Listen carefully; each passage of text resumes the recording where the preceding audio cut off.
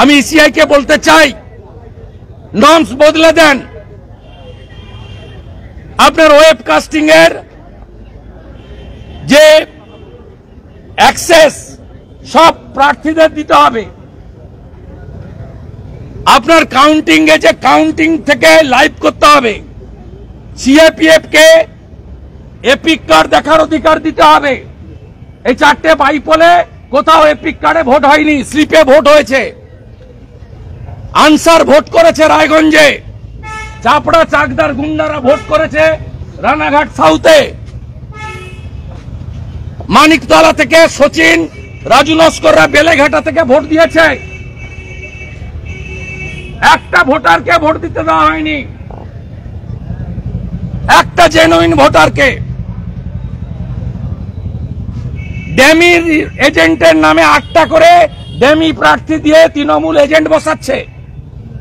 এই 8 জন ভিতরে গুন্ডামি করছে। আর এই সুরেন্দ্র মিনা এ তো একটা। দেখুন 371 জন প্রিজাইডিং পোলিং এনেছে ডালখোলা, চাকুলিয়া, গোয়ালপুকুর থেকে। They are coming from Dalkhola, Itahar, Chakulia আর গোয়ালপুকুর 371। Who are they? আমার সোশ্যাল মিডিয়ায় আমি এদের এক্সপোজ করব। এই 371 জন নাম পড়ুন। এটা কি বাংলাদেশের ভোট? এটা কি বাংলাদেশে ভোট? নেত্রকোনাতে? এটা কি গোপালগঞ্জে ভোট হচ্ছে? রায়গঞ্জে 371। নাম দেখুন, নাম দেখুন। আমি সব খেটে খুঁটে বের করেছি, আমি সব বের করেছি, ছাড়বো না। Do or die democracy, save democracy. বাঁচাতেই হবে ডেমোক্রেসিকে, বাঁচাতেই হবে হিন্দুদের। অ্যাপিজমেন্ট পলিটিক্সটা যে জায়গায় নিয়ে গেছে তার ফল ফলছে। গুন্ডাদের হাতে পুরোটা গেছে।